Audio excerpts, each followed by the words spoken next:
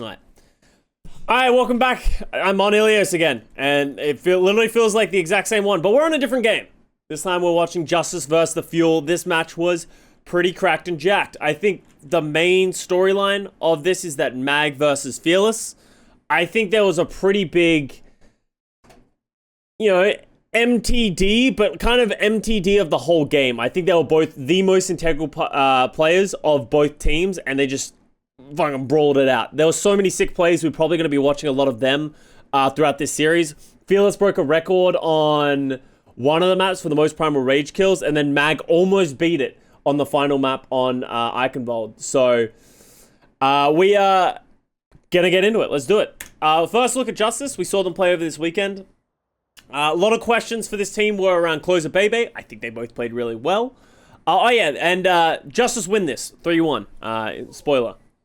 So it was a good opening look for the Washington Justice. Dallas Fuel, they look good though. They look good. I don't think you can take too much away from that.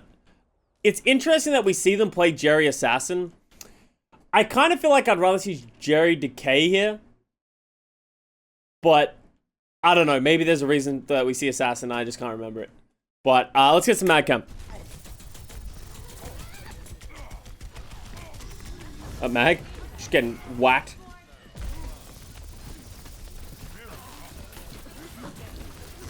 I think that was just Washington playing too slow. Like, Mag just got too low too early, and then they just get rolled over. Like, the Dallas just took all the space, get a cleaner dive, and get the first picks.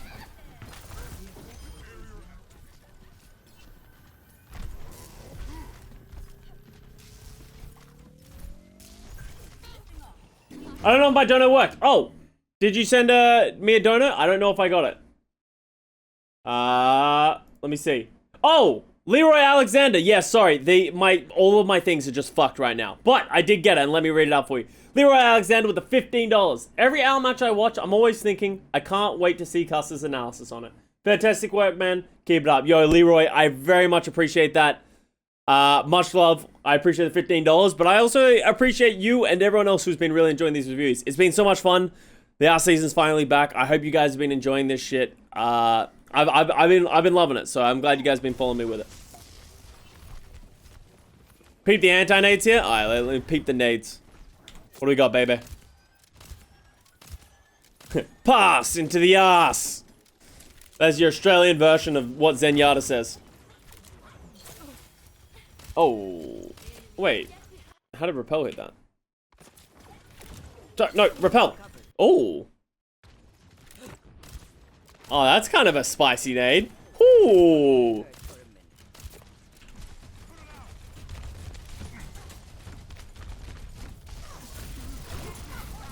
Finally caught one in person. Nice. Unfortunately, chat's not up for today. Just for today. So once again, I said this in the last VOD review. Streamlabs is just bugged or something right now. I can't get my stream notifications or my chat to work. So something's broken. I probably broke it, but we'll have it fixed in the future. It's good. Mag's just getting bullied right now. It's a good bomb by Hanbin. Kind of ended in a weird spot. I don't know if I agree with the grab from... Okay, never mind. Fury's killing everyone. Great play by Fury. Then he got the flank and the grab. Who would have thought Fury's good at off tank? Oh, Jerry. All right, there we go. Just staggering him. I like the idea, Jerry. Favorite content on Twitch? Hell yeah! I'm glad you guys are loving it. I've been really enjoying it, as I said. Oh, ugh. Oh, that's close. Hi, Mag. Here we go. Time to show that you're not a feeder. I feel like people have gone quiet about Repel. People were hating on it for too long. I haven't had anything wrong with Repel. I think Repel's been solid. I think he played really well in the Houston Outlaws, and I think he got the credit he deserves. Whether or not he can function at the highest level with something, when you're talking about your violets, talking about your alarms, can he keep up with that? We don't really know yet. But yeah, I have the same feeling about Jexay and Repel. Like, they were good for Houston Outlaws, but being good for Houston Outlaws means you just weren't a feeder, kind of, at that point, right? So now they have to step up because they're on the Dallas field.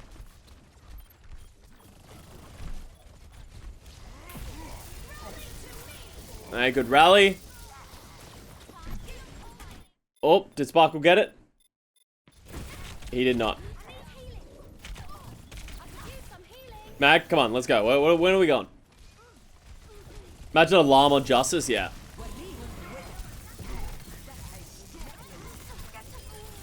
Oh, Assassin, big.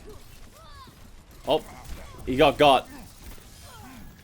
Nice by Mag, gets the Mega Pack. Alright, Mag's not really doing a whole lot right now. Would you put Crim the highest level? I need to see more. I ain't putting him up with Violet or Alarm, or I'm not putting him on the highest level. He's been playing well. You need to give him credit. Crimso has been playing very well for the Houston Outlaws. I'm not putting him at the top though yet. Like he hasn't earned that right. He's moved up a ranking in my eyes. You know, I'd probably put him in A tier right now, but I couldn't put him in S tier.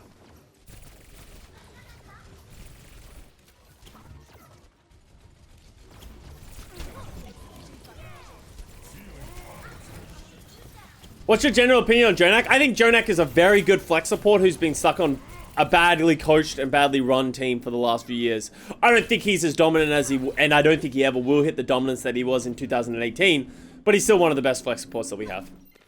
And until, I think if this is his season, if he struggles again this season, like pretty hard, I think everyone will start raising more questions.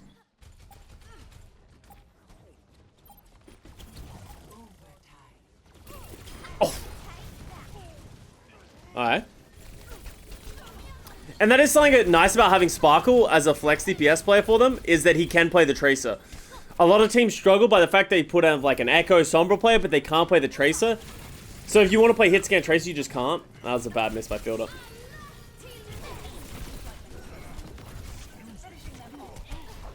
Alright, let's... one sec, I want to go back.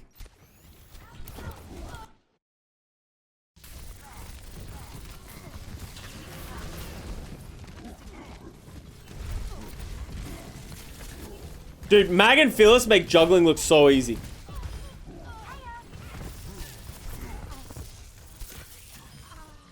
Just kills the backline alone. Just vibing out.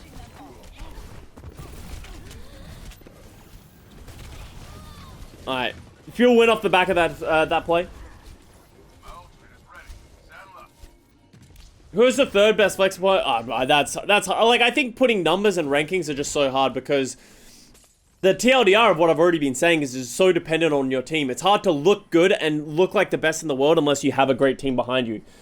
Right? And that's why you go like Alarm, Violet, Izzyaki. It's like, they're all the best rated players, but you also need to remember they also have the best teams around them. So it's kind of hard to make those distinctions.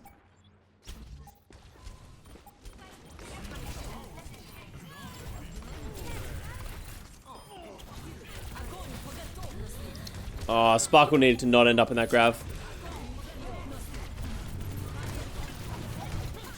Oh, Fury dies. He does get a lot of value out of that, though.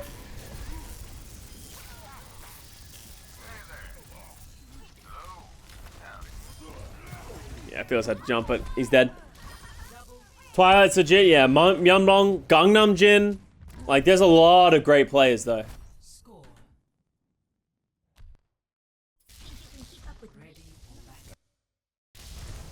Alright, let's go again. Let's get the closer Lucio. Let's have a look. Myeonbong stuck on a bad team. I'm really curious to see how Boston is going to do moving forward. Obviously, they had a bad opening weekend, but they played against some pretty good teams, right? So. Hot take. Fearless is the best main tank in the world mechanically. I don't think that's a hot take. I think you could probably easily say that right now. I think Fearless looks like, at least on Winston, he's definitely the best. I don't think that's too crazy of a hot take. I like it, I like it. It's a lukewarm take. I'll give you that. We like Laurie, he doesn't overwork us. I'm a little worried about this. Where is the idea that Laurie is overworking the Boston? Where is their storyline come from? Gaga, Mag, Gushwei, yeah. I think Gushwei has fallen off a little bit. I think Gaga and Mag are very good. And, you know, as you said, have their hats in the ring for that. Myeonbong said something on the VAR stream. Myeonbong Twitter. Myeonbong said it? If Myeonbong said it, then He tweeted something about how hard they practice. Swing chicken in a basketball. I don't get it. Yeah. Interesting. And, like, I will say Swing Chip does need to be careful because, you know, obviously she's the GM of Florida Mayhem, but you got to be careful about what you do and don't say because that's really bad PR, especially if it comes out. Like, you got to be careful about saying that shit because what happens is it ends up on Reddit and then Reddit runs with it, right? And then Reddit... If you ask Reddit right now, it's like, what's wrong with the Boston Uprising? I think 90% of them would say, Laurie's over-coaching them. It's the worst thing I've ever seen. It's the worst coaching thing. Like, we don't exactly know what's happening. Yeah, they're working hard. Maybe he is over-coaching them, but we don't have enough of a sample size. And if he is, hopefully they learn from this and they take it back, right? It's just, you got to be careful that Reddit jumps on the first thing that's said.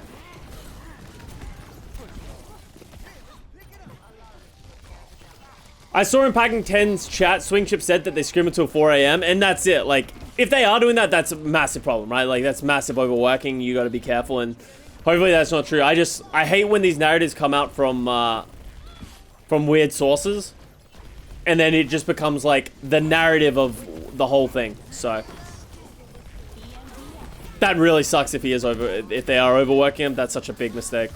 Overworking is like one of the worst things that happen in esports. Everyone just thinks you get on the grind, and if you grind, you'll improve to be the best. And it's like, that's not how it works.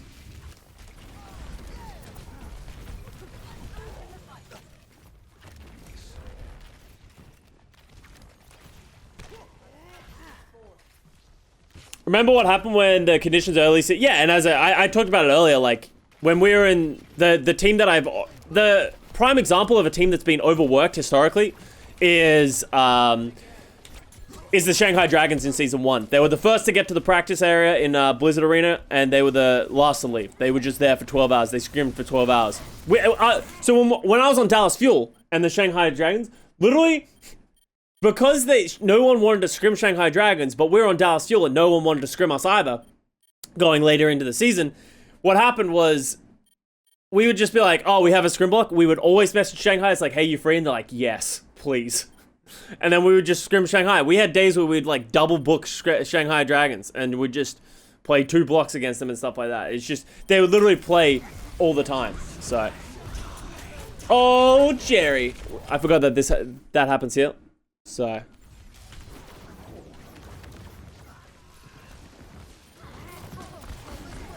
IM37 looked trash in 2000. I think IM37 struggled in 2019. I was surprised he was given another opportunity. He went back to contenders and did pretty well. So I am curious to see if he's going to have more of a redemption arc on Boston. But he didn't look that good yet as well. So we're still waiting on like... That's like more of a like time will tell if the proof is in the pudding. Jerry's good at the game. Jerry is very good at the game. Who would win? Fearless vs Smurf? They're both so good, it's hard to say. Honestly, at that point, it probably comes down to how the rest of the team is playing.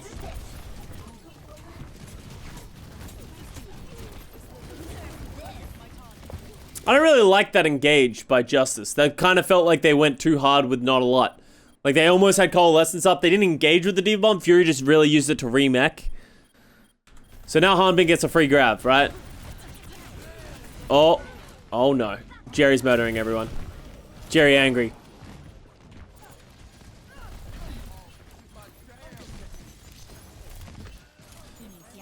Valentine, yeah, Valentine, I think Valentine and Faith both looked very bad. Faith had some questionable ultimates in that series as well. Like, both Faith and Valentine didn't have good series. Like, Boston just, honestly, just didn't look good. And I think that's what you need to look at. Fearless, as of right now, is the best player in the league, all roles. I think I agree with that. I think, if I was giving someone an MVP in the league right now, I would give it to Fearless. I think it's a hot take because, like, saying all roles and stuff like that, I would probably still give it to Fearless. My man. And maybe I've just realized I should just always agree with what Gray says. And then I'll sound smarter.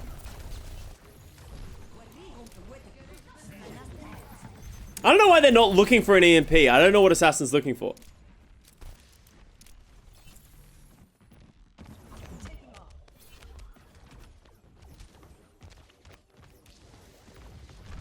Django, Violet happy.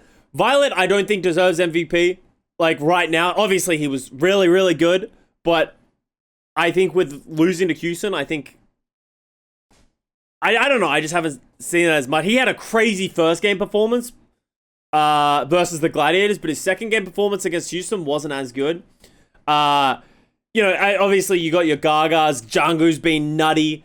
Like Happy's been really good, but I don't think Happy has been completely done. I think Fearless, every time Fearless has played this game, he's been so good, in my opinion. So I don't know. Maybe it's just biased with like how everything's gone, but he just looks so good. As I said, it is a hot take at the end of the day. Like we're calling early MVPs with like very little sample size, but.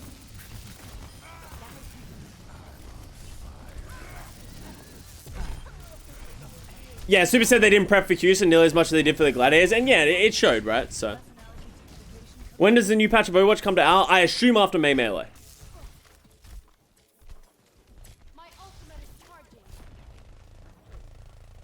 I mean, for fuck's sake, look at him go. Yeah, he just seems to never die. He just seems to always just exist, and no one can ever punish him. But it's just because of his positioning, how he drops his bubbles, how he uses his primals. I really hope we see Houston versus the Shock in the finals of May Melee. I think that'd be so hype. And then I hope Houston doesn't shit the bed and just suck. Alright, well, you remember when I said Fearless never dies? Fearless died. But I think that was just the issue, that they just didn't have enough ults, right? Like, the Rally of Fielder is good for everyone and keep everyone alive, but not good enough for Fearless. Why is Closer beating? Was it beat Reaper ult? I guess that works. Alright. Unconventional, but it works. Last fight in it? Yeah, but like, even if it's last fight, you generally don't want to just like beat to engage. Beating to engage was like a 2016 thing. And then what happened was people realized like, hey, it's very hard to get effectiveness out of it. If you're going to combo with the Reaper, yes.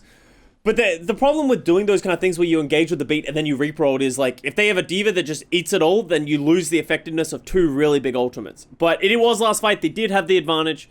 They executed it well, so. Okay, first map goes to Justice. Pretty convincingly so. Obviously, it got like pretty close back and forth. I think Dallas was struggling to get a lot of effectiveness out of their DPS. I think Sparkle kind of struggled on the Tracer. I think Jerry, like, did really well, at least on that Ruins one. But Assassin got the better of Sparkle on the first round. Just some good play. Just some good play. Ah, fuck.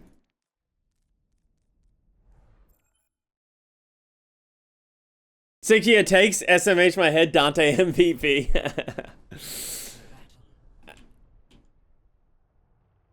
As I said, that was a hot take. That was a good hot take. I like that hot take that Dante would be MVP. It's actually looking pretty good these days, but, you know, obviously he has a long way to go. He's still only played, because he didn't play that match, he's only played, you know, there's 3 games. We miss Exy and McCree meta. Yeah, Exy would be so good for the fuel right now, right?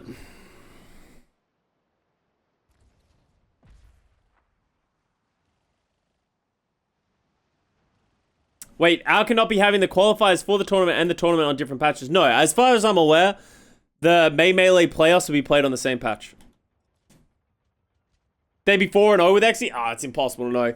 I think Fuel have also benefited from the fact that they're just playing around their Strex with Sparkle and Doha, and it's kind of unconventional on certain points.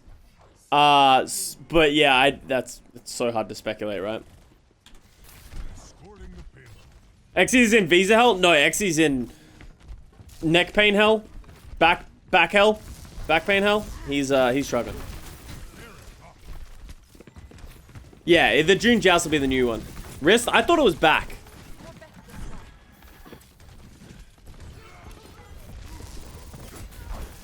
I don't want to flame Doha because he's in an unfair situation, but I don't think he's on the same. He's to the same level. I think Doha has very high highs and very low lows. Like his Sombra, sometimes I'm like, wow, his Sombra's so good, and then I watch him other times and I'm like, maybe not. Like, why did he even get close to that McCree there? He didn't need to get close. Wrist and neck, okay. Hey, buddy.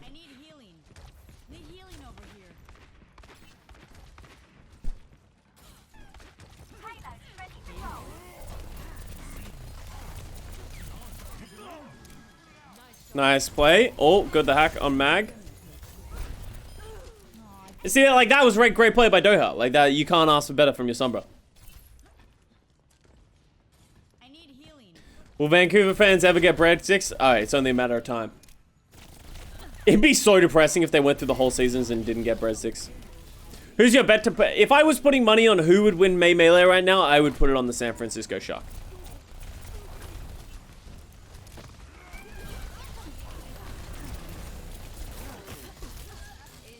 I am going to take the experience of San Francisco Shock in the playoffs to get them over the edge. Not Fusion? No, I think the Shock is better than Fusion.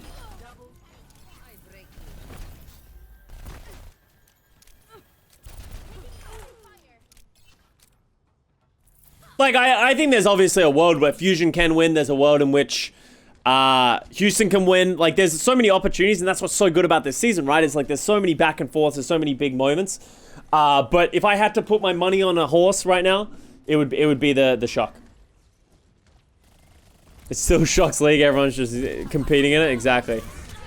Like, here's the prime example of what I'm talking about, of like high highs and low lows. Like, Doha like has a great first point, breaks it open, gets some good hacks, and then he goes and does that. It's like, come on, what are we doing here?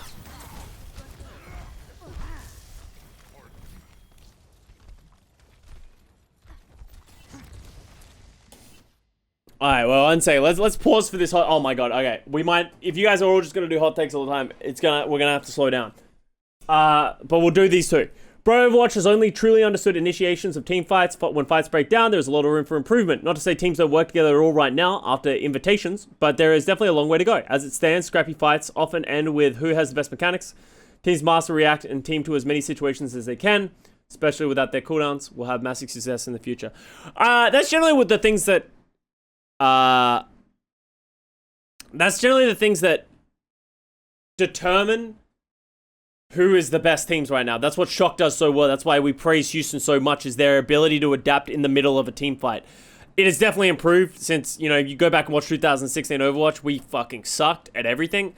But that, I agree. The biggest issue with how to improve in the middle of team fights is there's just so much information going in that it's impossible to always make the right decision. Overwatch is such a chaotic game, especially when things start breaking down mid-fight, that it's impossible for everybody to coordinate and execute on the same level. Everyone's always going to continue to improve, but I agree with you, right? The other one was, if Gator doesn't improve on Monkey fast or Atlanta doesn't sign a Monkey player, they will barely make it into a tourney or implode. I think it's more likely that the team will implode if everything goes wrong. I think it all comes down to, like, is Atlanta going to struggle from... Nah, that was a great bubble. Is Atlanta going to continuously struggle from the same issues that we know, or are they going to be able to get value? Oh, double grab. Oh, that was so unfortunate timing. But yeah, it'll be interesting. I'm curious to see how Atlanta comes back from this, and if they practice some more double bubble and other looks.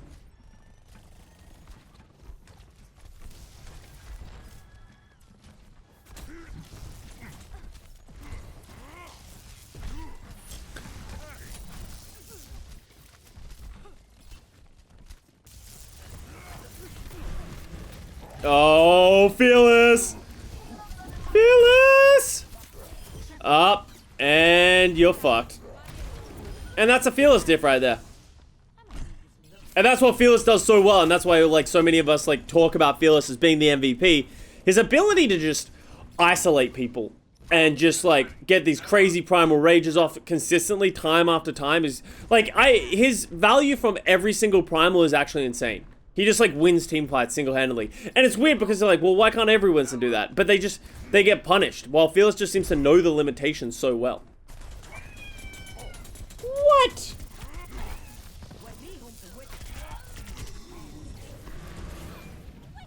Yo, Pariah, thank you for the Prime Gaming sub. Much love. Like, here you go, right? So we're like, oh, so Fearless goes and gets a ton of value. We know Mag is no slouch as a primal, but, like, this engage is just not very good. His timing is just wrong. Like, and then he goes to juggle a Sombra as the one person who can just run away when he does it, so.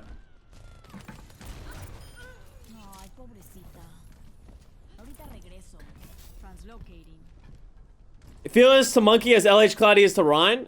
No, I think LH Cloudy is very good on the Ryan, but I wouldn't say like he is head and shoulders above everyone else. Yo, 420 Moose 420. Thank you very much for the 5 gifted subs. I assume that's what your name means. Thank you very much for the 5 gifted subs. Let's get some pugs in chat. Kitty's so talkative. Bo's just realized that if he meows, he gets attention. Mainly during Overwatch League broadcasts. Like, I don't know how much you guys heard him in our Watchpoint post shows, but this is his prime time. 4 p.m. is like prime I'm awake meow time. Good. That was a good hold by Doha. Like, not forcing the EMP. He just... Because Justice was playing so passive under the pretense. Look at how much space the Justice are giving them for the EMP. And this is one of those cases where, like, the fear of the EMP is better than the EMP. They're not engaging because they're so afraid of the EMP. And then when Doha finally does it, it just instantly punishes them. And they're too far away to get value. They'd already lost the fight before the EMP went down. So, good play by Doha there.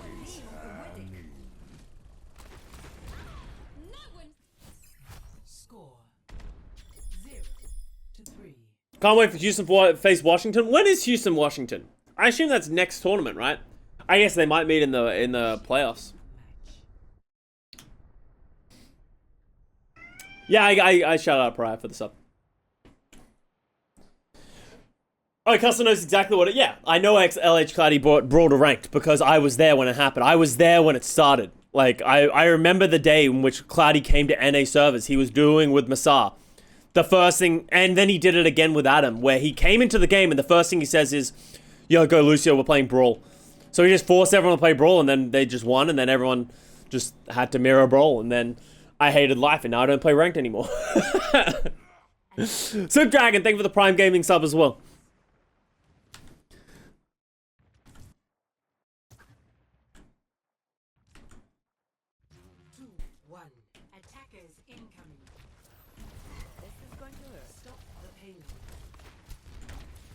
Happy greater than Decay right now? Well, yeah, so far this season, Happy has played better than Decay. But that doesn't mean that he's a better player. Happy's a better player than Decay, right? You can't look at such a small sample size. And I think that is the problem that is happening on Reddit and the community right now, is people are using these small sample sizes of 2 weekends of games, where some teams have only played half their games and being like, this is lore. Houston is the greatest team to ever play Overwatch League and are better than Shock. Shock suck. Alright, it's like, alright, let's pump the brakes a little bit, guys. Say sample size a lot? Do I? Never noticed that. Maybe I should stop saying sample size. But what happens if the sample size is small, so the sample size is hard to justifiably make a point because the sample size is so small? You know?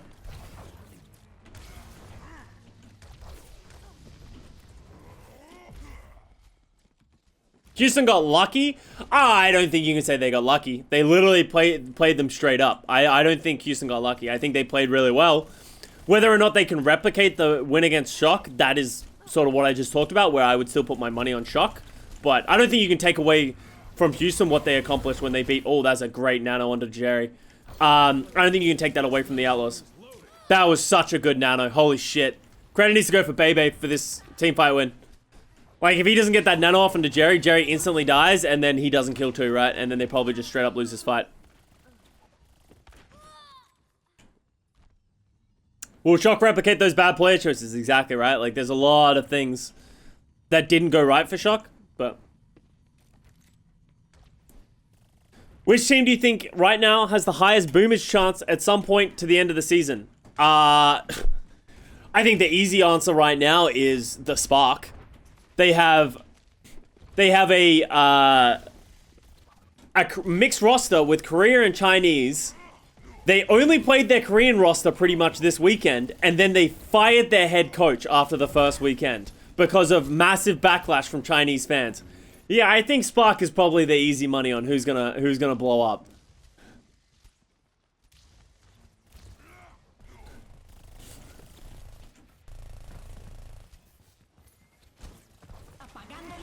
Solo EMP on the Mag by Doha. Because fuck you, that's why, Mag. That was a respect EMP.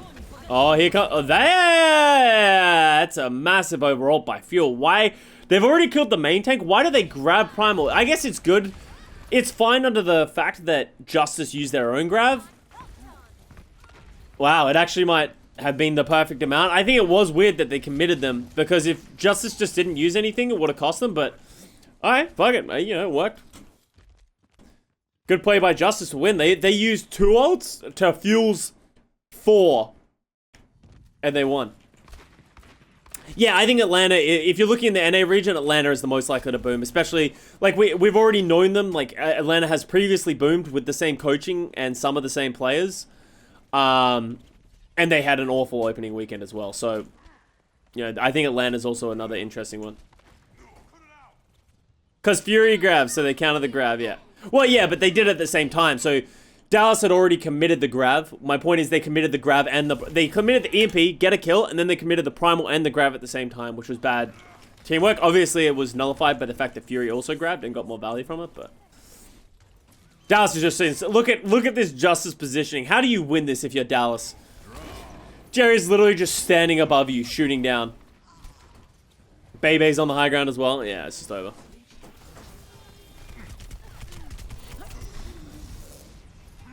You missed a hot take. Oh, God. So many hot takes. Baby is insanely underrated. He was actually one of Justice's best players this weekend. Alright, I will agree with you that Baby was one of Justice's better players. I actually agree. I think Baby had a phenomenal weekend. I think his nanos were really good. I think his positioning, I think he got a lot of great picks. Did everything he needed to do, and he needs to get credit for that. I don't think he was underrated coming into this season. I don't think you could look at his previous run on Spark and be like, yeah, Bebe is one of the better flex supports that exist in this league. Good play by Jexe. He wasted a lot of Mag's time. And that's all he needed. Like, that was great play by Jexe because he wasted so much time that he gave Fearless so much space. But then, you know, Nano Fearless is just gonna ruin everyone's day once again.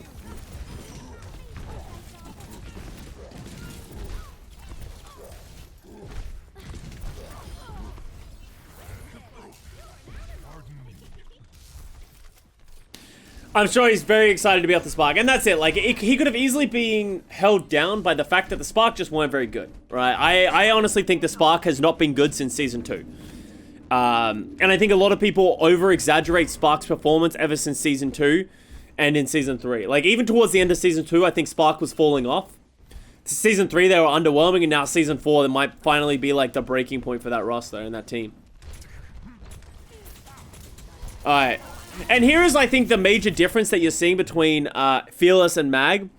Mag is jumping very linearly. I think Fearless does such a good job of creating space and then getting a really good jump, while Mag is jumping very, like, straight at them. Even if he didn't get EMP'd here, I doubt he was going to get a good primal. Like, I don't think he was gonna... He didn't have anyone to follow up. Really, he was just gonna, like, primal and then bash some people off the roof. He does get solo EMP'd by Doa again and absolutely fucking taken into Frowny Town. But, you know, the point still stands. Oh, is this... Are we about to see... When does Sparkle just absolutely destroy Decay? Has that happened already? Where, like, Decay should instantly kill Sparkle and then Sparkle just, like, gets him at the last second. You missed the Gay Bushi hot take? Alright, here's another hot take. So, wait, we got one from Arena. From, hot take, Mano fucks.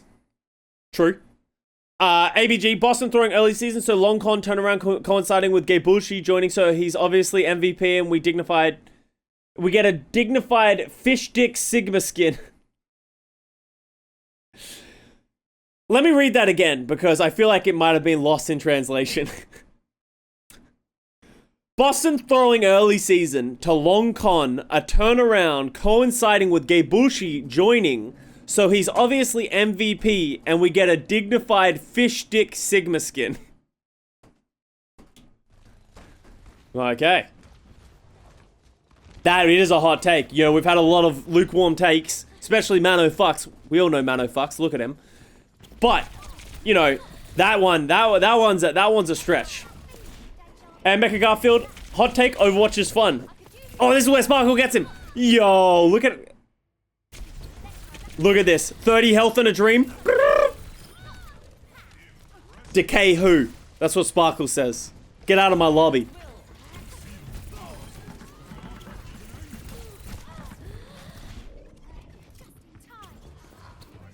More Tracer 1v1? Yeah. Tracer 1v1s are so good. Sparkle's been so good.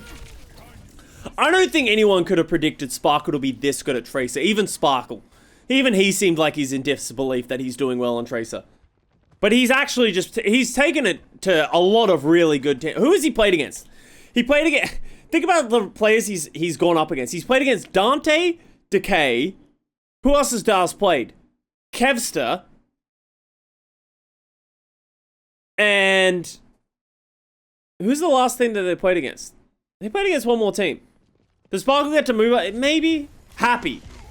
No, that was Dante. I guess Happy. Oh, Valentine. Well, yeah, okay. Valentine, yeah. We haven't seen enough from Valentine, but I don't want to take that as a sample size for him. Oh! Fearless getting value. That was a little ambitious because... He's just good. Up. Custa cursed. Then he runs into a wall. Oh, no. That was really well played by Sparkle, but... Oh, never mind. Everything fell apart. That's what I get for praising Decay. For praising Sparkle. Did I say sample size again?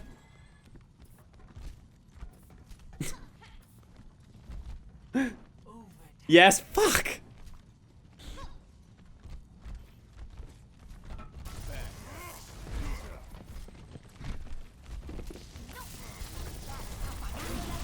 Alright, good EMP by dude, Mag has just never been able to primal.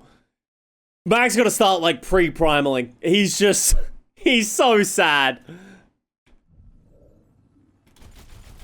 Need a sample size counter? I don't know how to make a sample size command. Can someone make a sample size command? That shot was actually so sick. I remember seeing this live. That shot is so hard to hit.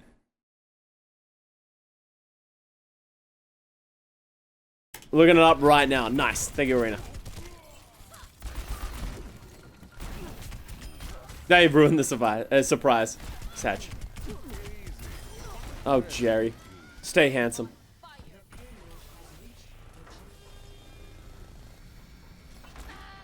Which map is this? This is map 2. Justice won the first map. But yeah, Mag's getting kind of bullied. I didn't realize this when I was watching it, that Mag's just getting solo EMP time and time again. Like, Mag's not even getting a fair fight in this Winston v Winston heads up. Oh, good nade by Bebe. How does that even happen? Garby! Nope. Doesn't really amount to much though.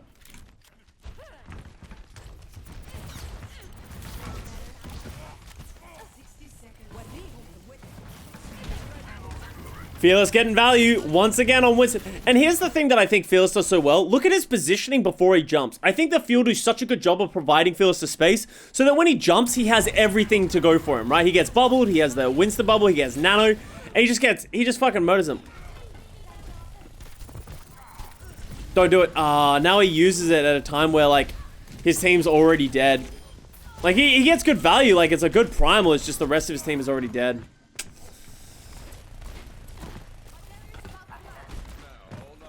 Custa has 2 inches of sample size. What is this command? I didn't agree to this. I said let's have a sample size command. This is not what I meant. Yo, Kato Girl, thank you for the Prime Gaming sub. Welcome to the fam. Oh, also, we just lost like 200 subs because of the gifted subs that we had.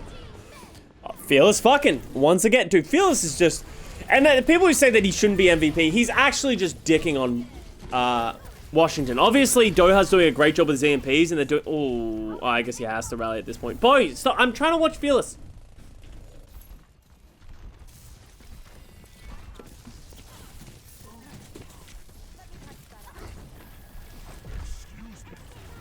Everyone should be... Alright, don't just spam the command chat.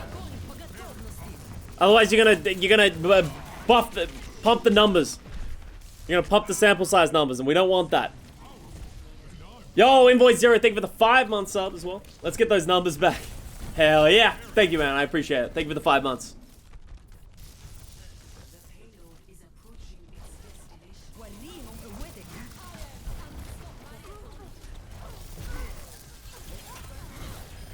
There we go. Wait, how did that even happen? Sorry, I was talking about looking at my sample size in inches, and I missed it.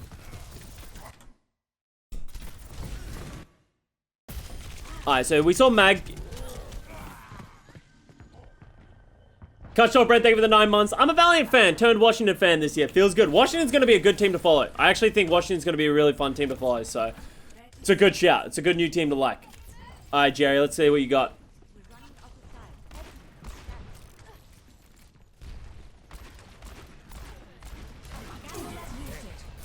Ugh. Oh, God. So Fearless is pounding. So we're watching this again. So how does Justice finish this map?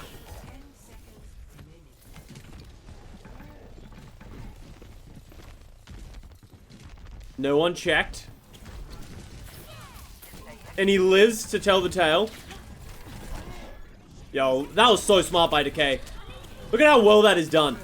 And they pocketed as well.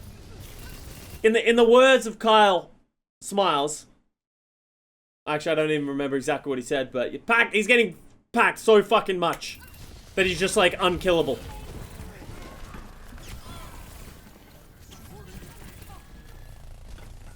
Nice fucking packs. That's right, that's what it was. Nice fucking packs.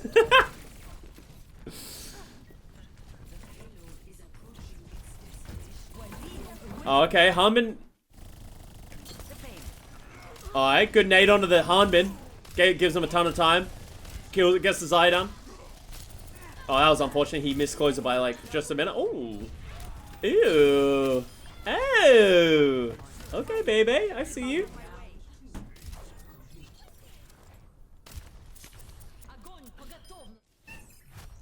Stop. If you keep meowing into the mic, people are going to want to see you, bro. Is KSF going to get fined? No. I don't think they can find so like I think Overwatch League understand the risks. I'm sure they ask players not to swear during during breaks, but they can't find. They understand the risk that they're taking when they open comms, right? If you heard my comms, I swear so much. You know how much I swear. Like if they ever shared my comms, it's usually swearing. Spec said on Reddit he won't be. Yeah.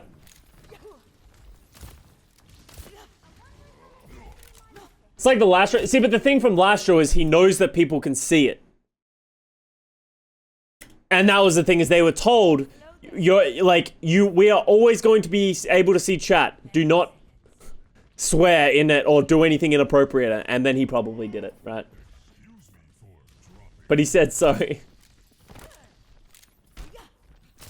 Show cat. Alright, I'll put a little bit of cat. We'll put a cat up here for just a little bit. So YouTube doesn't usually get to see Bo, but there's Bo for you guys. 5, 4, 3, 2,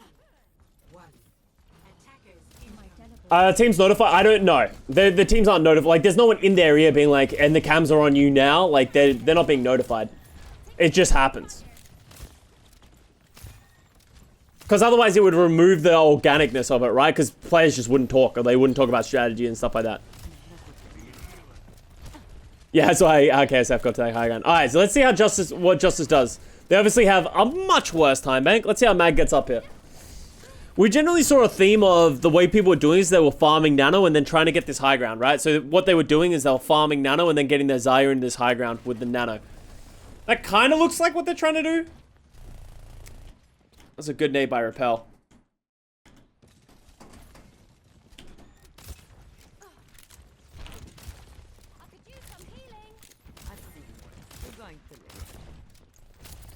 Kobe! Ah! Oh, actually, I remember that happening on broadcast. That's really unfortunate. So Mag's doing a good job of juggling aggro. They're about to get Nano. They need to go with this. Oh, Harmon's about to get grabbed, though. Oh, that was very close timing to Hanbin getting grabbed before they got the Nano. That was almost very unfortunate.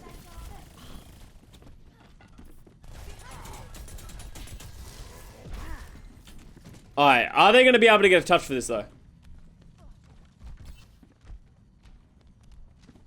Yeah, god damn it. It's Helm's Deep, Grey. Get your Lord of the Rings lore together. Come on. Jaxay extends like crazy there. I think it was just they were trying to hold that door, but yeah, he definitely went too far in. No chat on screen. Yeah, unfortunately there's like a bug right now where I can't get it on the screen. Oh. That was a good EMP grab. Turns out EMP grab is a super useful thing to have.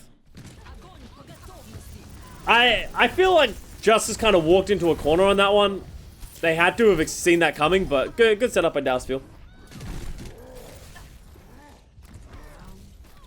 Wait, Josh did a coaching power rankings? Don't get me started on coaching power rankings. I fucking hate people who talk about coaches. 4 to 3. Switching sides. Initiating switch. It's like he did it to fucking tilt me.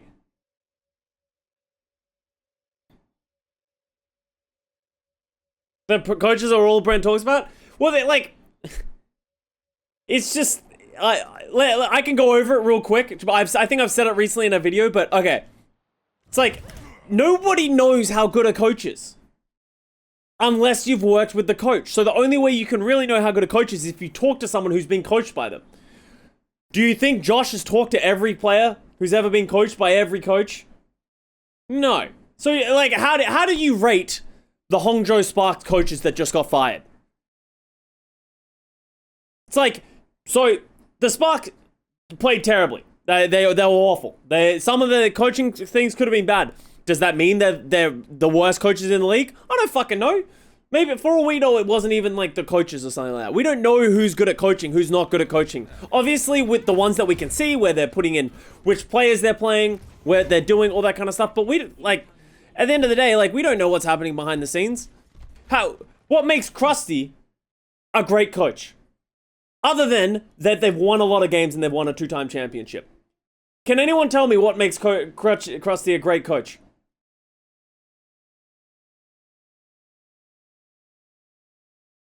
It's like, I don't know why Krusty's such a great coach. I have a lot of respect for him because a lot of his players I've talked to have said Krusty's just such a great coach for this reasons. And that's great. And we obviously know a lot about Krusty because he's such a great, he's such a forward-fronting coach for the San Francisco Shock. But we don't know that about every coach in the league. And that's why I don't really like talking about coaches. Like, maybe head coaches because they are the final decision and they do take responsibility for, like, if you're playing the wrong players, if you're playing the wrong comps, that does sort of fall back on the coaches. But I don't know how good everyone is at, you know, are they really good at giving player feedback? Are they really good at producing talent and scouting and making players great? Or are their players just really good on their own? Like, we don't know. And that's why I don't like talking too much about coaches.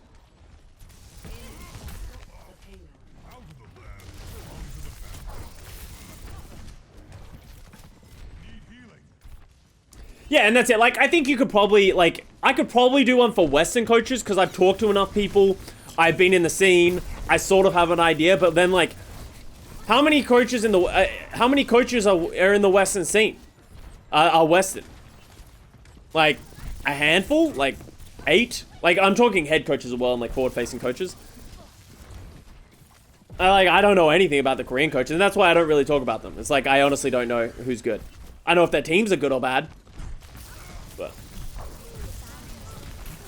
you can have some idea when some players improve a lot. Yeah, but you can, and that's the thing. It's like, you can have an assumption. It's like, this team and these players got really good. Let's use Houston Outlaws for an example, right?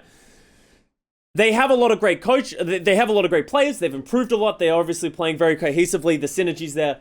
That's great. Who do you credit for that? Is that on Junkbuck? Is that on Harsha? Is that on Jake?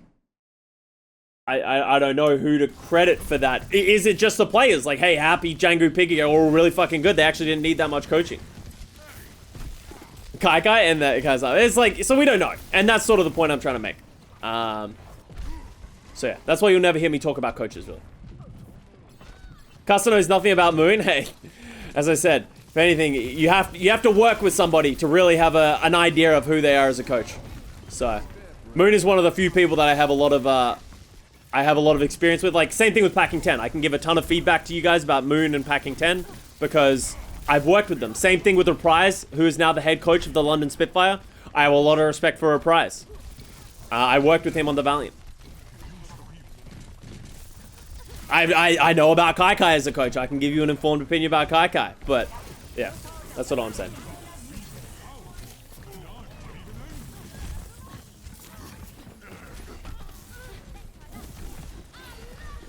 But you won't. But I won't.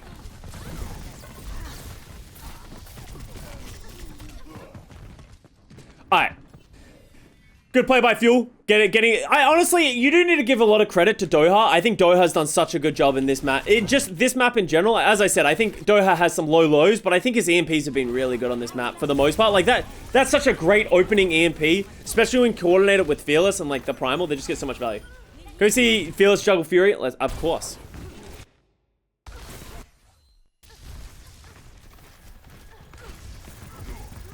Dallas is going first in every fight, and that's because they know they have the engagement ults, right? And that's what made, like, Dallas's dive so scary, is their synergy with Fearless and oh my god.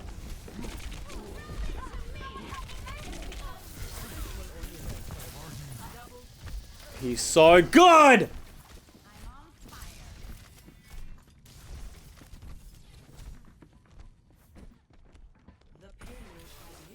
Washington Justice didn't even get to use any of their ults. And I think Justice do need to learn from this, and they need to start going first at times. Because sometimes, like, and I think maybe they've been holding back from going first. Like, you say, like, hey, they just didn't do anything, and then Dallas took the initiative and went first. We've seen throughout most of this map, though, every time Mag goes first, he just gets solo EMP'd. So it's like, how do we go first if every time we dive, we're just going to get EMP'd, and then we lose the fight before anything's even happened? So it's kind of hard to find that balance, right, of wanting to go first, but also not wanting to just get defensively EMP'd.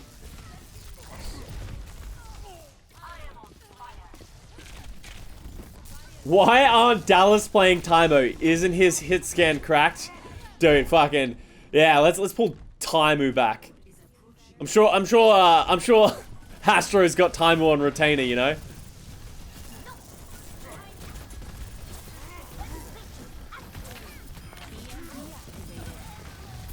Another great EMP. Doha actually fucked. I wish I could see the stats for this map, just for Doha. I don't know how many people he's EMP'd and how many EMPs he's gotten, but it feels like a lot.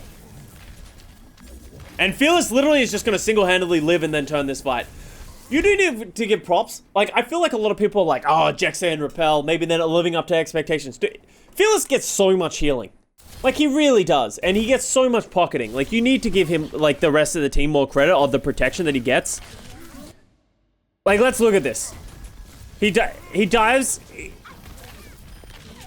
He gets counter healed. He's at 250 health. Gets healed up a ton. He's still getting healed. This whole time he's getting healed. Healed. Then gets nanoed. Pocket the carry. Hey, and that's it. But you also... People seem to forget that a reflection of your main tank doing really well is also generally a reflection on your supports. And that's why if a main tank is feeding, you also need to take a look at the supports of... Our main tank's feeding, are our supports giving him enough resources right now?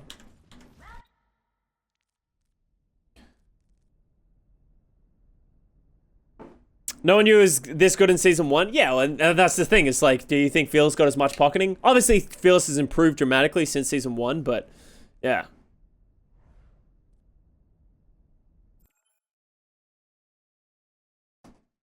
You kissed the cup? I went for a drink and then it was empty, so then I felt like I needed to do something, so I kissed the cup. Free feeling altering. I haven't heard of those names in a fucking while, dude. Oh, dude, you remember Undead? I remember when Shanghai decided they were just gonna pocket Undead, and they literally just played like double shield around Undead, and then just hoped he killed 9 every turn. It's a good time. What do you think of Sooners Tracer? Sooners Tracer looked really good, and I think that is something that is exciting. Like, I did expect Sooners Tracer to be really good. He's been grinding the shit out of ranked, and I played against him, and it's very, very good. And I think he showed that this weekend. Undead was pretty nasty, yeah, but you can't just put all your resources in a McCree. Alright, let's watch some Assassin. Echo. Oh, that was really well played.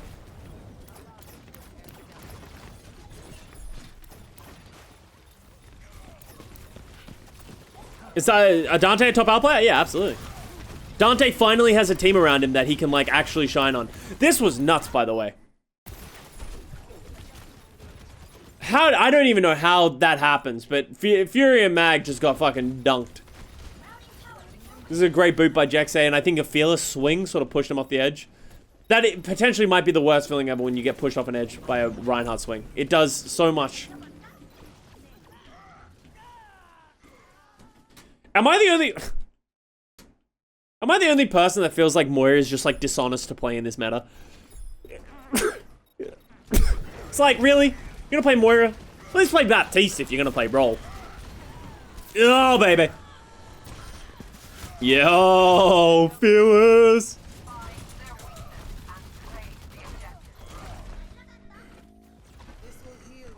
What do you think Dallas's main weaknesses behind playing a hit scan? I think a lot of their issues stem from them not having a hit scan player, though. So as much as it's like, what do you, like, until they fill that hole, like, it feels like a lot of the issues they have right now is that they can't play other compositions that require a hit scan. And that's sometimes, like they would love to have a hit scan in this comp right now. Coalescence by Repel? I think that's a little early. Like, I think this was a big mistake by Repel. Like, why is this used here? Like, they're full health. No one's engaging. Like, I think he would want that one back. Yo, Bebe, though. Bottom right, Anna. The tried and true, the classic. Some things never change.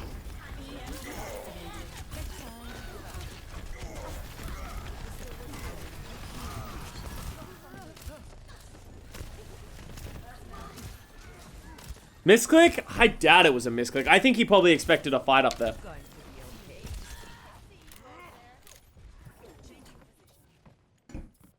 Assassin gets so many dudes. Assassin, I was really impressed with Assassin on this map in particular. Assassin Tracer was kind of underwhelming, but Assassin Echo, pretty pog. So let's actually catch this a little bit. Think the new patch will change the meta much? I think it will, yeah. But I don't know exactly how yet. I think he just knows... This spot seems so good for Echo. Because he's just like shooting at them and... He's not even moving. He's just standing here just shooting in their general direction. But he's doing so much damage. Oh, that's so nasty, dude. You can't even fault Jexay for that beat. Fearless just died so quick. And then it feels like Sparkle probably just got dunked as well. But it just feels so bad when that beat goes down, right? Yeah, Brawl's getting a big nerf. I think we'll probably go into double bubble. I think is probably going to be the primary. Why do I think it's not going to be double bubble? Did something get nerfed from double bubble?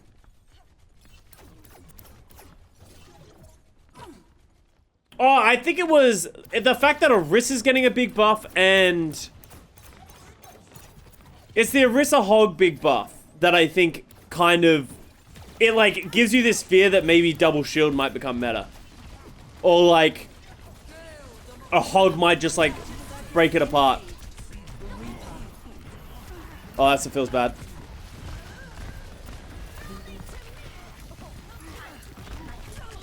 He's gonna... Is he even gonna get an ult? That's kind of a feels bad that he didn't get an ult that whole time. He literally got kited so well by Dallas. Pulled pork? I don't know. I just don't know if pulled pork works as much anymore. It was kind of like a cheap trick that it took people a while to work it out, but I don't think it's ever going to be as good as it once was. But we might end up in like a double shield, double snipe, especially with Sigma existing in the game right now. I feel like Sigma also does a pretty good job of shutting down pulled pork. What was pulled pork? Orisa Hog.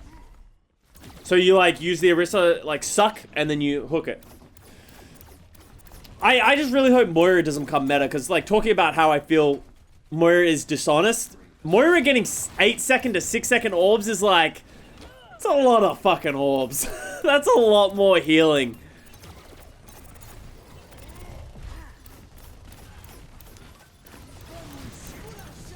And I think this map is a prime example of Dallas just, like, if you look at this and you're like, why is Dallas struggling so much?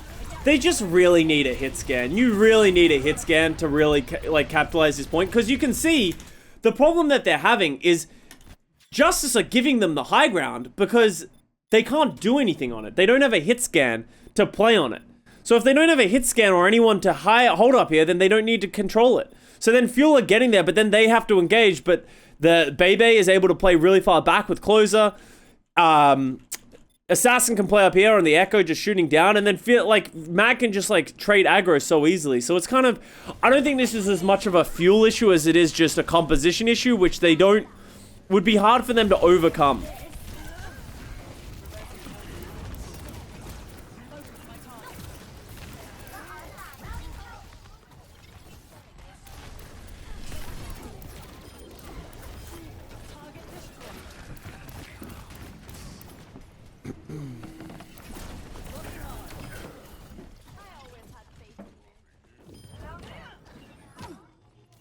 Wait, why are we dance game Moira? Because Moira is, I don't like Moira. I think Moira is one of those heroes that like feel very anti-Overwatch. I think it takes away a lot of the fun. It's not a fun hero to play and it's not a fun hero to play against. I kind of feel that way about like Sombra a little bit, you know? Just feels, it just doesn't feel good. It just feels dishonest.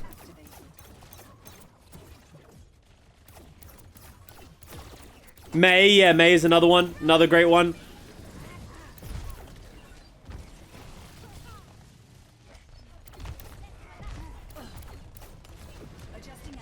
Yeah, like, I would much rather play BAP and see BAP in the meta than Moira, because, like, you have to aim. There's a big part of, like, positioning and, like, min-maxing healing and damage, while Moira is, like...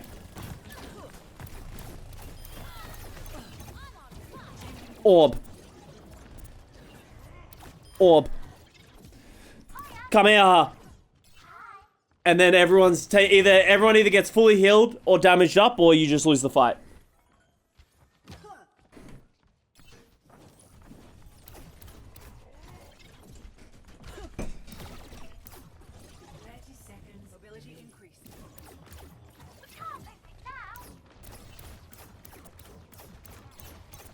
Arsar's so clean with the beam, dude. Arsar's just kind of fucking right now.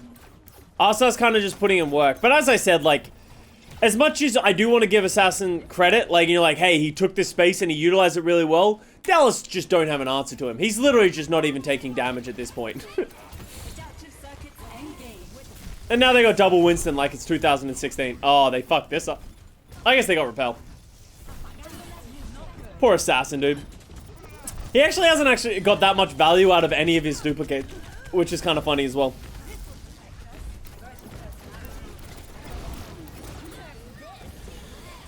Bonk. No.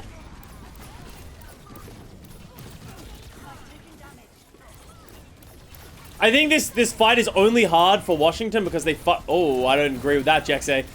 What is this? At least run away a little bit. Yeah, you don't have to be touching it with your shield to not... Is he trying to block more? He's just... And he just dies. You go, I stay. It's like we can both go. It's like no, I stay. But yeah, I think this was only close because of how poor the original Washington Justice dive was. Like they didn't get enough value out of a bunch of their ults. Covering a bigger angle, yes, but it's just too risky, right? You just run into that issue of he's just gonna die. Like, I know that you mean like the closer he gets, the more area he blocks, but is it really worth it for the like high probability of dying because all of a sudden you don't have a shield and you're standing in the middle of the point? Ready for battle.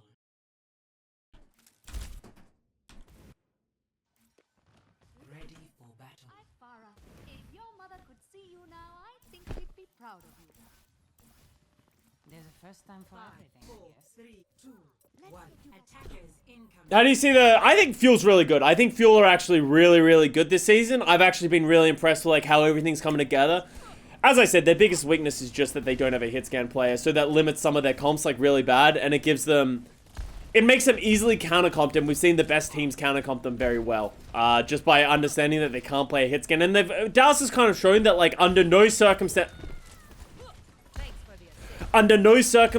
are they going to play a hit scan. So...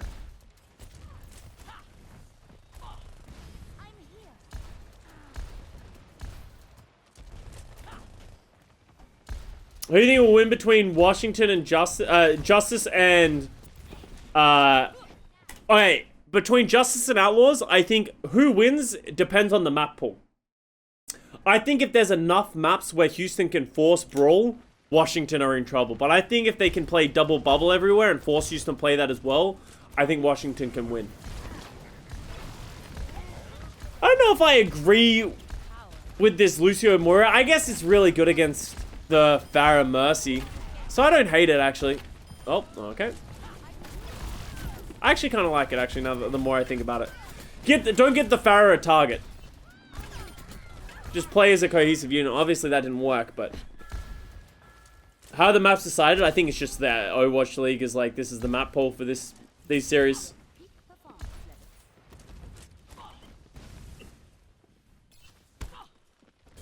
There's this weird meta in scrims of Hog, Ball, Moira Mercy, Pharah, Echo, and Tracer? In what rank?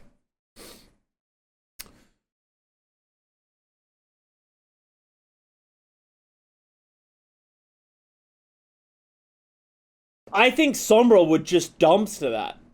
I think you would play a Sombra against that. You just hack the... Sombra would get so much value against the Hog, the Ball, everything in that. In your scrims, yeah. I can see a world in which we end up with like a Ball Hog if Hog is really strong. But I just feel like Sombra is so good against that. Like, I feel like people would just play Brig Zen again. Like, why not? If you go up against that, like, I feel like every time I think, like, maybe Hog could be played, you just play Sombra, Brig, Zen, and then the Hog just dies. So it's like, even though Hog gets buffed, I feel like he still just gets murdered. So I just don't see how that's super effective.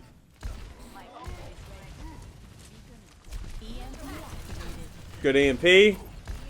Mag is just living perpetually in a hacked Frowny Town.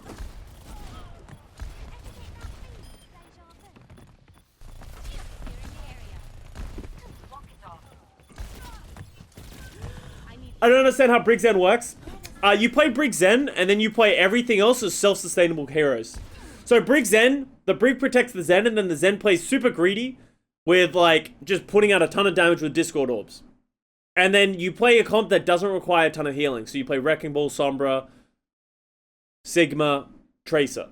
And then under that, like, with that, no one really takes a ton of damage, or if they do, they can heal themselves up, or they're self-sustainable. And then Brig Zen can be played. And why not Ana for antis? Anti-nade is not reliable as a way to kill Hog. Like, Ana's pretty good against Hog, but Zen Discord is more valuable. I think it's, like, more reliable, right? Then, because, like, think about it. Let's say you, like, throw a nade and it gets hit, or you can't use it because you need to use it defensively. All of a sudden, that doesn't counter as... doesn't work against the Hog. Oh my god, that was so close to close the living throughout. Bebe needed to get that, I don't know if he just didn't have fade there, but he needed to get that fade off.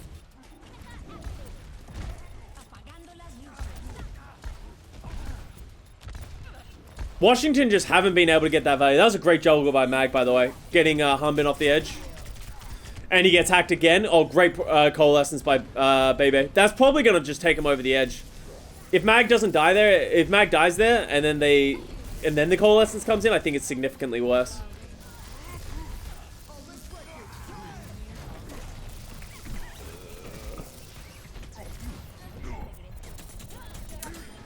But Doha or Sparkle play an average one, and that's a better chance. And that becomes the question, right? Do you play something that one of your players is weaker at, but is better compositionally, or do you just not play it? I think you underestimate how... the difference of how hard it is to play a mediocre hit scan with how good these other players are. Like, try playing a hit scan against Fearless Winston, and it's fucking hard. There's so many mini interactions that happen between the hit scan and the Winston that if you don't do right, the Winston just gets so much value against you. And like, it actually is a lot harder than you think. Look at Houston last year with Blase, yeah, and I think that's it. Like, I think you'd be surprised with how, as much as the player might not be great on it, like, surely it's serviceable. It sometimes is not serviceable. And that's what I was worried about with Sparkle Tracer, is I was worried it wasn't going to be serviceable. Like, he's not great at it, but it needs to be serviceable. If it wasn't that, then it would have been a bigger issue. Try playing anything against Phils? No, thank you. Yeah, exactly right.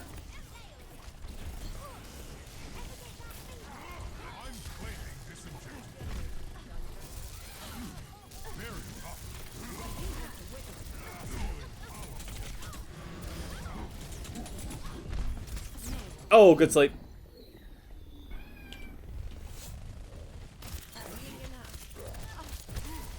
Oh, Rappel still just got bodied. I don't agree with Rappel running back over there. I think they expected what they could get away with.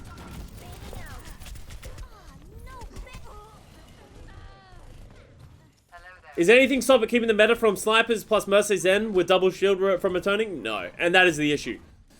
Is that double snipe with how good the extra suck timing becomes, it like double shield might just become as good, become better.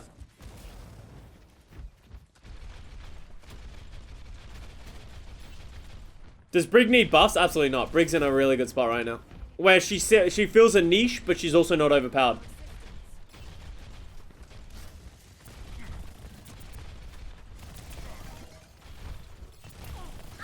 Doesn't double bubble crush snipers and that? Potentially, right? And that's the thing is like, is it going to be able to be... Is it still below double bubble? And that'll be the question. We might end up just playing double bubble, like a lot more double bubble. Justice fight Defiant on Saturday. Who wins? Justice, 100%.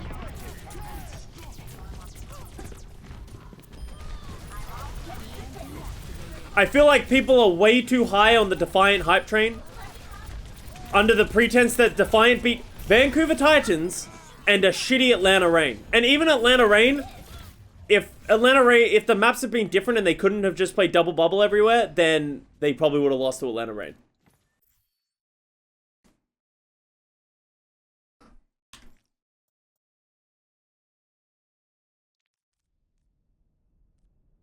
And that's the ball game. And that's the ball game. We got Washington versus the Fuel. Oh, actually, no, there's one more map. For some reason, I thought that was the last map. Alright, last map. This map was actually sick as well. I'm actually hyped for this. Ready for battle. Nice doesn't think it look like you can take it to any Washington CPS. Yeah, I think people are overreacting to how good Toronto was. Like, Toronto is better than we thought they were going to be. I think they're pretty deservedly middle of the pack in NA. And I think that's good. Can they beat Washington, though? No. I would be shocked if Toronto beat Washington. Especially seeing as it's not like Washington is a brawl comp team, and that, like, Toronto can get away with playing, like, double bubble, right? And just, like, isolating that brawl and making it so that they can't play the style that they want. Like, Justice will be like, oh, you want to play double bubble? Sure, we'll play double bubble.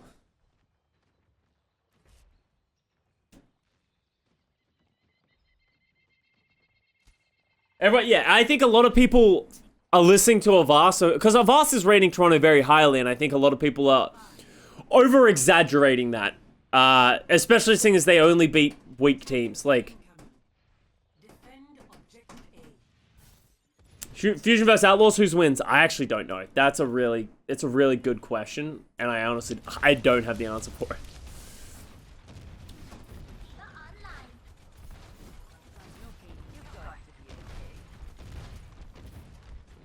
The fans win? Yeah, honestly, it'll just be a great game.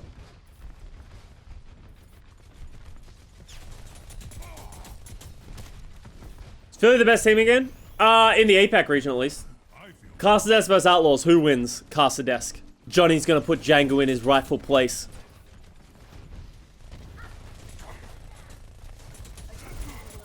Who's this Avast guy? Avast is a... How do you describe Avast? Avast is an ex-Boston Uprising player in Season 1 who never played a map, but he's actually a good player and a very informed person. With that said, he's a Papega.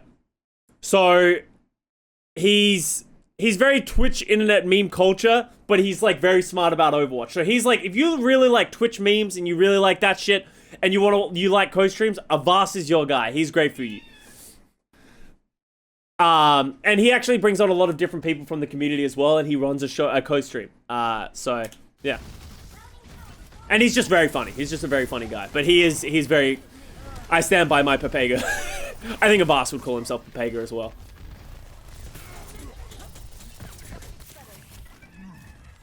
He is very witty. Yeah, he's very witty.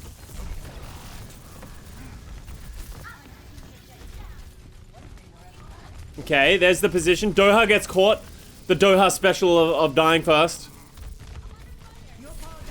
Oh, that's a good nano. I don't know if Fuel can even engage on that anymore. I feel like that just like the timing of the nano and how little positioning they had. So basically a nice XQC. Yeah, in a way. I would say. What? Oh, sorry, I just spooked you. Alright, you wanna go out, bro? Come on. Everyone just watch Mag. Fuck.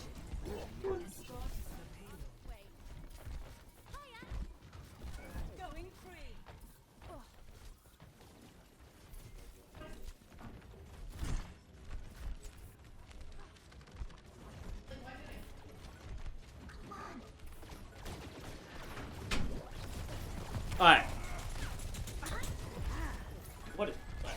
Where'd my headphones go? Alright. Chair strat OP. Alright, let's go. Assassin, what do you got? Oh, so Doha EMP. I would love to know how many times Mag got EMP'd and then just instantly killed by the Dallas Fuel. Oh, no! Oh, I thought he wasn't gonna get that. Oh, that's actually a pretty good switch as well. That was well played by, working a Frowny Town. Eliminate inefficiencies. Maximize combat routines. Jexay is shit, yeah, Jexay just got murdered by Assassin. I've taken damage. Adjusting angle of attack. Locking on. Yeah, I'm glad you've been enjoying the VOD reviews, God of Thunder. I appreciate it. He got assassinated. Oh my god. Oh, the nano. Baby's nano timings have been very good and also very dynamic as well, which is nice. Everyone loves a good dynamic nano. Yeah, UJP, yeah. Alright. What do we want to look at? Let's do an overview of this fight, actually. Alright, Harbin loses mech before anyone else goes in. Is he gonna die? He lived to tell the tale? Excuse me? I guess Fearless was creating a lot of space. Oh, Sparkle. Let's get some Sparkle mechanics. What do we got, Sparkle? Show me those primals, baby. Here we go. Here we go. Here we go. Here we go. Here we go. Yeah, here we go. Here we...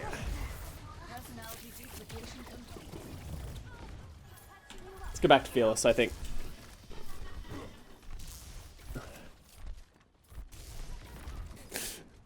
Me on Monkey. Legitimately every DPS player on Monkey. Hot take from Rio. People's low preseason expectations of Toronto were banking on their roster underperforming since they have so many good players. I think... Yeah, my underrated on them was I think they had good players, but I think it was a lot of pieces from a lot of different places that had a lot of question marks. And I think that's why a lot of people are underrating Toronto. But we'll see. We'll see where they end up in the long run. All right, Fearless Primal. Here we go. You'll show us how it goes, right?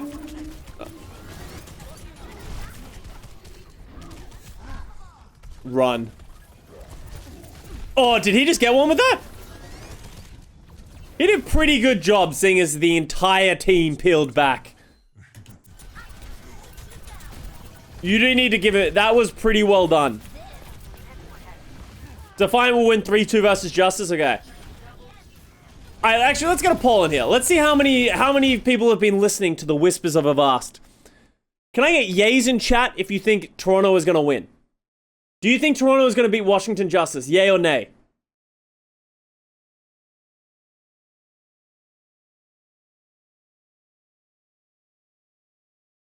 Yeah, okay. Alright. Not too many people have been sucking that Avast juice. Alright, that's good. That's good. Not too many yays. Alright, good. I'm trying to, you know, let me reflect on this actually. Because now that we're here talking about opinions. I reflected, okay? On my Fleta as an S tier tracer. Okay? Because it ended up on Reddit, and guess what? Reddit was upset about Fleta being in S tier as well. And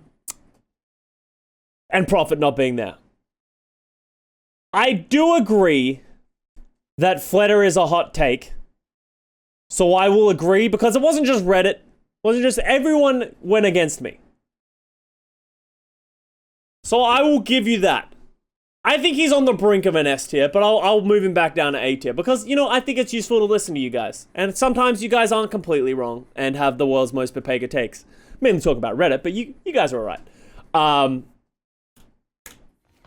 But Toronto is one I will not budge on. I do not believe, and I'm glad you guys aren't on that secret source as well, because I really believe, especially like, I think Toronto's gonna be good, but better than Washington? I can't see it. Can't see it. Imagine using Reddit. I don't really use Reddit or listen to Reddit. I like using it as like a litmus test for where does Reddit stand on things. It's usually a little Pepega, but it's useful to know.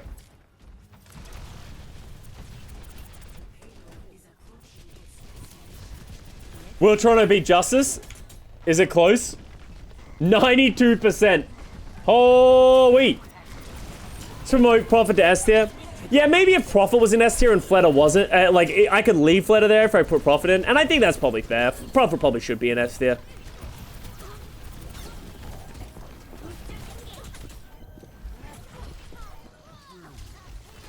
I would take Yaki Tracer over Fleta? Yeah, I don't know.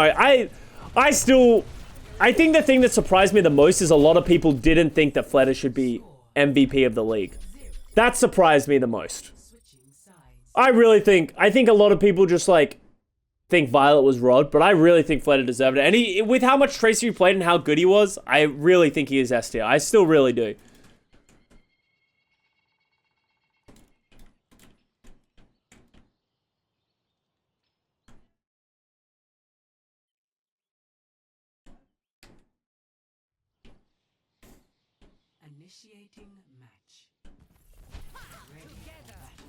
Who do you think is better, Happy or Dante? They play completely different roles. Do you think Diva Remake? I'm curious to see how Diva Remake changes the game. Flare is meta, yeah. Better than try. No, as I said, when I'm saying Fleta's in, I'm not saying Fleta is so 100% at the top of S tier. Like Striker is still at the top. I think just Fleta was on the edge of S tier, and same with like Prophet. I think he was on the edge. So I think you could go back and forth on either of them. Decay vs Fleta, who are you taking? Oh, that's actually so hard. Last season Fleta, this season Decay.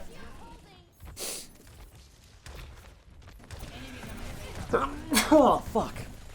Thank you.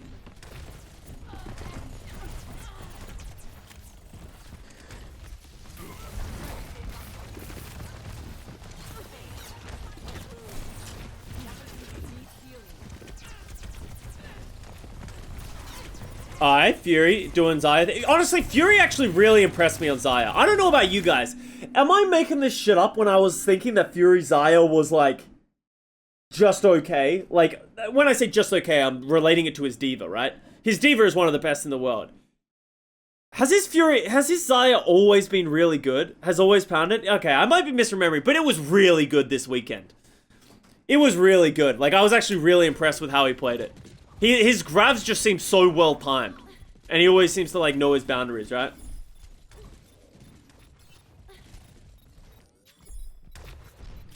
Can't you just sleep the remake? Well, you have to sleep the baby and not the remake, right?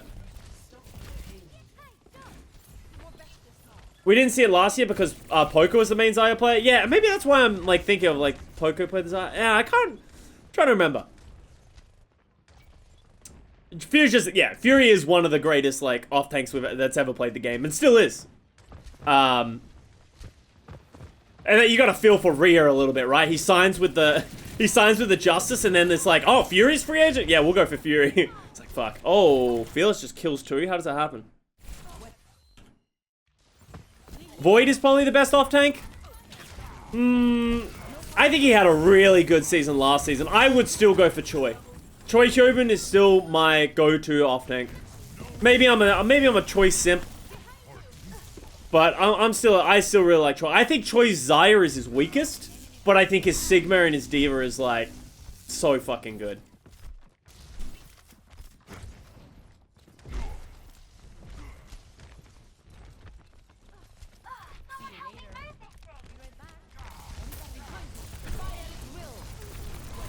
Those three are top 3, no question, yeah.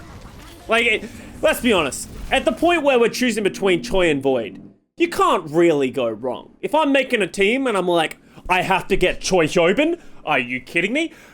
I want to... Hello? I want a Void, okay? This team is literally unusable. Like, it's not... You're a championship team if you're getting either of those off tanks. What was that EMP? Let's go back and look at that, actually, because I also have the same question. I think he thought they were going to be... I think he thought they were going to be diving harder than they were. So he sees the EMP and he's like... But then... Fearless gets out of the way and like, the EMP idea was good if he was here when the grab went down. But... They had already lived to tell the tale for the EMP and then Fearless jumped in the air. So he just sort of, like, misses everything. So, it is what it is. Troy is the least flexible. Yeah, I think it's just Isaiah, right? I think it all comes down to Isaiah. But I really love his D.Va and his Sigma. I think they're both so fucking good. So that's sort of where as I said, that's sort of why I'm a Choi simp. And I firmly believe, wow, nice play by Mag. I firmly believe that if you gave Choi the time to play Xayah in like a proper Xayah meta, because I think he would get it. You know what I mean?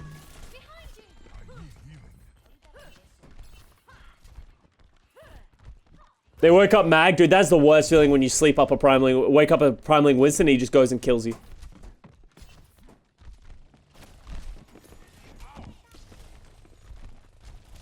Choi played a good day. Yeah, and as we said, like, when we're talking about Choi being, like, bad at Xayah, or not bad, but, like, okay at Xayah, it's like, he's still better than most of the league, right?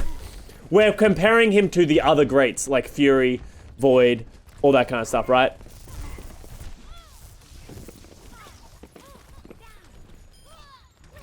That's kind of a bad feed by Sparkle right there. Like, you can't...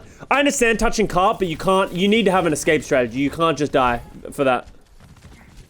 Assassin the best Echo. We haven't seen enough of Assassin Echo in the league. I think Mag is having a lot better a time of it against this Sombra. Like, it doesn't feel like he's getting hacked and murdered as much on this defense. They do it... Like, I feel like Fuel are just... can't get space. They can't get their backline into any serviceable position, so it feels like Doha and Fearless, they need to force things, but then they're alone and they're just getting blown up. Such a hard point to cap. I would like to see Hanbin go to the D.Va maybe, and have a hard... Maybe they go like the Lucio Moira D.Va, because they can't go that hit scan. Maybe that they go to their like Hanamura comp, and just like try and play a death ball, like a rush. But, like, Fearless is just dying on cooldown right now. Oh. I'm really surprised he didn't Primal.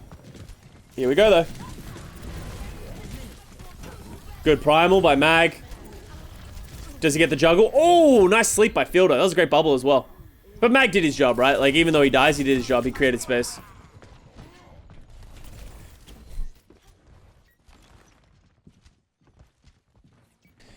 Humming getting bubble off before the EMP kept him alive, that was big, yeah. Doesn't EMP get rid of all shield characters' health? If a Xayah has bubble up, when she's EMP'd, she gets hacked but keeps her shields. But if she doesn't have a bubble up when she gets EMP'd, it will hit her shields. Oh, that was a good grab. That was a very good grab. Counter grab by... Ah! Did he get bubbled?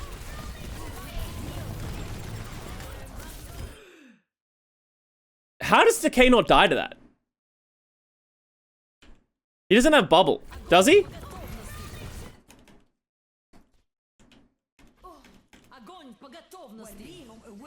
Oh, he does have bubble.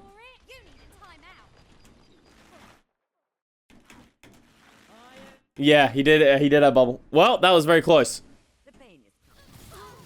He recall? Oh, did he get the recall off? Oh, okay. Maybe I missed the timing. So, because the pulse bomb was late, right? So... Maybe he got the recall off just in time. No, it doesn't work in grab, but I think he recalled at the very end of the grab. So he threw the pulse bomb, spams E. As soon as the grab deteriorates, he recalls. I think that's what happened, because I don't think it was a bubble. But that's the only thing that explained it. Has Pelican or Assassin impressed you the most? Pelican has not impressed me so far. He did not look good. His defense, he's playing with the Atlanta Reign, and they also just all didn't look very good. But yeah, Pelicans it had some really good moments. But honestly, he's not really playing like these spicy heroes that we'll get from him, right?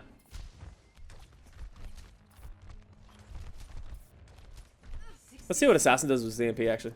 Rain is overrated, and I think you can agree with that, right? Like, you have to accept that. I was a big Atlanta Reign fan coming into this season. I'm giving them a second chance coming into this upcoming weekend of like, hey, Assassin, Atlanta, if you don't get this shit together, then you guys are dead to me, right? That's sort of, oh wow, that was lucky. But I'm giving them a second chance. Show me that you can play double bubble. Show me that you have a solution to double bubble, even if you do want to play the brawl. But just please don't lose the same way over and over and over again. Otherwise, I will be very sad. And Platchat won't let you forget that either. Yeah, but hey, like, you got to take the good with the bad. Platchat also molded at me for trying to put Houston way higher. Look at me now. I even said that Houston could be a top team. What was that, Assassin? Yeah, I don't know what that EMP was. So, you can't be right 100% of the time. As long as you're right about some things, you can accept that you're wrong about others. That was not a bad EMP. The problem is the fight's already over. Like, at that point, it's already over. There's no reason to force anything like that. I think it's a coaching or a talent problem. I would say it's probably both. Like, they have Unta now, which I think hopefully should add a lot, because I've talked to Unta and I've heard about Unta, like, and I think he did a great job with Valiant last year, so I'm optimistic that he can add a lot. But I also think it's like, they were very pigeonholed. It felt like they just missed the meta. Like, it looked like they only practiced Brawl, and they weren't ready for as much double bubble that got played. So they just didn't have the adaptability, which is coaching, but also players, like, needed to recognize that stuff as well, right? Oh, that's a good sleep. Alright, Fearless. Actually, let's watch Mac. Did Atlanta lose to Paris? No. Atlanta lost to Toronto Defiant and Florida Mayhem. And Florida Mayhem looked really good. So that's a fine... Like, Atlanta losing to Florida wasn't the end of the world. Atlanta losing to Toronto was the end of the world. Like, I think Florida coming into the season, I was like, Florida, Atlanta are even. But I think the meta ended up favoring Florida. So I think Florida got that win. But that doesn't justify why they lose to... that doesn't explain why they lose to... sorry, Toronto Defiant. Good grab. Look at that Primal! That Primal was so good. He's been EMP'd so many times he knew it was coming. This was actually... Wow, is he actually not going to get anything for that? Oh, wow, he did. That was a really good Primal. Mag the Mad Lad. That was actually such a good heads-up play on that Primal against the Doa EMP. Alright, Fuel does have Rally, though. And Justice have, like, nothing. Assassin really needs to get this Rally. This EMP off. The Mag Lad. I think Toronto has the better tank line than Atlanta. Yeah, I can say. I think mainly Sato. Michelle played pretty well, but I had low expectations for Michelle coming in because we haven't seen Michelle play. All we knew that Michelle got benched by Soul Dynasty and for Marble off tank. So it was like, I just assumed that maybe he was weak, but he looked okay in their opening weekend. He needed to get this EMP faster. This loss is kind of on Assassin. He just got it too late. They might be able to turn it. Oh, wow, that nano was so clutch. That nano was so clutch. Good sleep by Bebe. And you do need to give Bebe a lot of credit. I think he had a really good game as well, so. There's a lot of players like that. Like, we're talking about Michelle, where I didn't have expectations. It was the same, like, not I didn't have expectations. I had a lot of question marks around him. I think Bebe is another one of those. Michelle, Jexay, Repel, like, there's a lot of questions, and now they have to answer, right? They're not like your other players, like Alarm or Violet, where you're like, these guys are going to be great. We already know, especially coming into new teams. They have to prove themselves, and I think they are. Has Repel and Percy... Repel's been okay. I think the biggest issue they're having right now is they're switching Repel and Fielder in, like, certain roles. Like, Repel's usually playing, like, Fielder plays the Ana sometimes when they're playing Double Bubble, and then Repel plays at other times when they're playing Double Bubble. I hate that shit. I've ranted about that so many times. Don't do that. I don't like it when people are doing that. Yeah, Gaga's been very good. Ready for battle. Yeah, I think Piggy and Django were a big question mark as well. It's like, hey, we knew they were pretty good in contenders. Did anyone expect them to be this good? Like, so it's like they were a question mark, but hey, turns out they're fucking insane. So it's like, okay, you got to take that.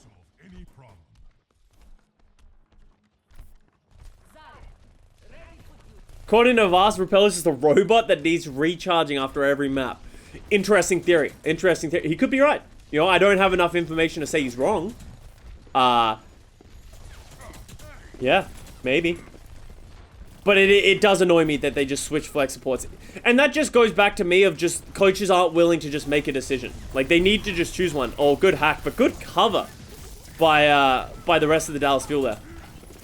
Oh, Mac hack, that's a problem. The Justice support lineup looked pretty good. I didn't notice a lot of closer. You know, main support and Brig is sometimes hard to notice. But I think Bebe played really well. Oh, I actually remember this.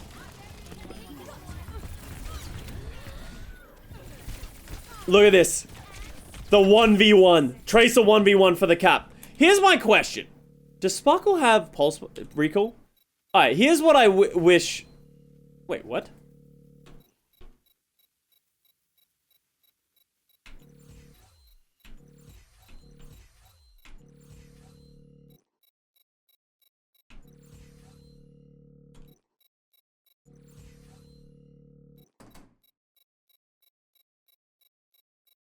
Interesting.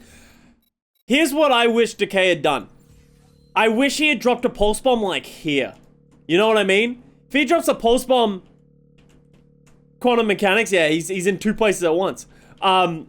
If he drops a pulse bomb like here, Sparkle might not be able to touch this point. Like, he would think twice about it, at least. But instead, Sparkle just comes out and just fucking dunks on him. Look at this kill. Decay's half health, but this is like... This is a good kill. Woohoo! That is a spicy... And that's an important kill as well. He doesn't get that, that game ends right there. Can we watch it from Sparkle Pov? Ah, no, I don't want to go back. He had a good fight, though. I remember that.